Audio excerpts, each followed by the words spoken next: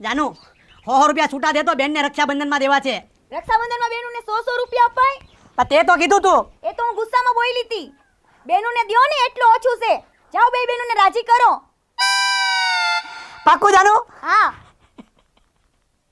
જાનુ તને ખબર છે અમે ત્રણેય બેન ભાઈ નાનપણથી મોટા છે ને જીવનમાં એટલો પ્રેમ રાખ્યો છે એકબીજા હારે ને બે બેનુમાં એટલો હક છે કે બે બેનું કોઈ દી બાજી નથી, કોઈ દી કોઈની નિંદા નથી કરી ને અમે બધા હપે રહી છીએ. ખબર છે તને?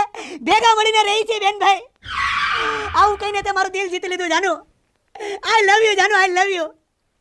મારી બે બેનું બહુ ભોળી છે બેનો.